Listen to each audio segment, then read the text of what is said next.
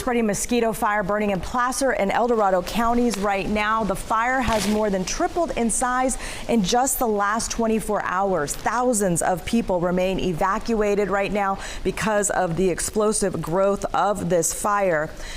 It has also filled our skies with smoke. We are tracking the impact that's been felt across Northern California.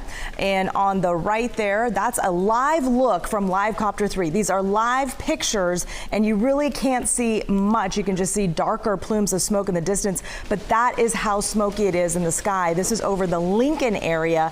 This is as close as they can get to this fire that's burning near Forest Hill because of all the smoke. Again, they're in Lincoln, and that's how smoky it looks. We want to get straight to the mosquito fire. It's now grown to 23,000 acres. At this time yesterday, it was only about 6,800 acres. So you can see how much it's exploded in size. 0% containment. Homes have been burned. No official number on how many homes have been lost, but we know homes that we saw standing 2 days ago are now gone. More than 3,600 homes are threatened at this time. The Rubicon Trail is closed right now because of this fire. Evacuation orders are in place. Shelters are open in both El Dorado and Placer counties.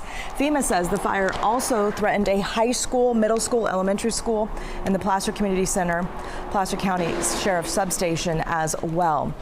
You can see they were moving a lot of equipment, dozers to the scene to try and cut those lines in the ground so that they can try and create a containment. Let's go back to the live pictures from Livecopter 3 as we zoom in a little bit more on that huge plume of smoke that we're seeing still. It's gone up in size, it comes down a little bit, and then it's back up again. And today it looks even darker right now.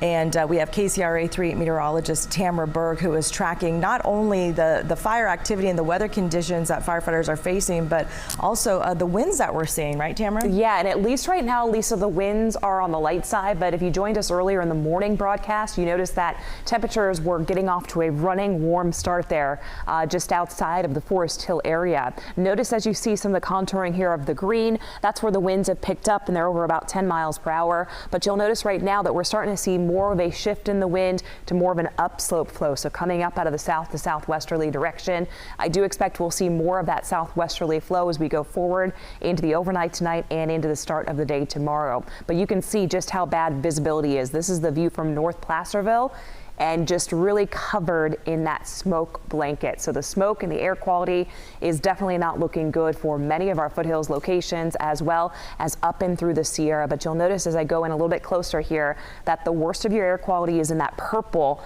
gauge there. So from very unhealthy to hazardous. So let's say you're in Placerville, your air quality right now, it's hazardous. You don't want to be outside breathing that in. If your kids had an outdoor game or something like that later today, I'd advise if you're in this purple, even into this darkened red shading, you don't go outside and breathe in that particulate matter. It's really smoky right now, Grass Valley, up and through Cedar Ridge, and look at the smoke also extending up towards Feather Falls right now, into Pollock Pines, and even extending out towards the town there of Jackson.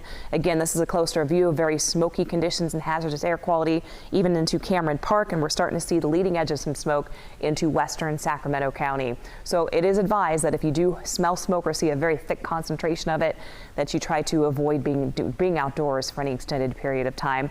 I'll have more on the heat in our forecast coming up in a bit. Lisa, back to you. All right, and let's get now to the evacuation orders for this fire. I want to show you the evacuation map. That area that you see in purple, that's the fire.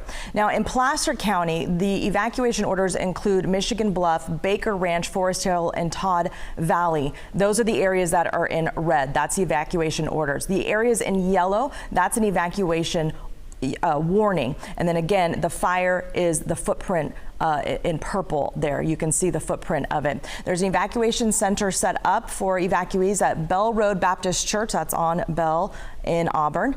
And if you need help with animals, livestock, Placer County Animal Services Center in Auburn and Nevada County Fairgrounds in Grass Valley, they are accepting animals right now. Now in El Dorado County, Volcanoville and Georgetown are also under an evacuation order. This is their map here. The communities of Quinette and Balderson Station are also being told told to evacuate. That's the area that you see in red. So that means you need to leave right now. Don't wait. Don't go around your house and pack up stuff. That time has passed. You need to get out. There's an immediate threat to life and or property. So that's why they're telling you that. You shouldn't take it lightly. That's all the area in red. The yellow shows the warnings, and that is the evacuation warning where you should be packing stuff up, getting ready to leave. They also have an evacuation center set up at the Cool Community Church in Cool. You can take animals to the Placer County locations that we just mentioned. We're keeping a very close eye on this situation as the mosquito fire continues to explode in size, and you can always get the latest up-to-date information on the KCRA 3 app, and make sure you have push alerts turned on.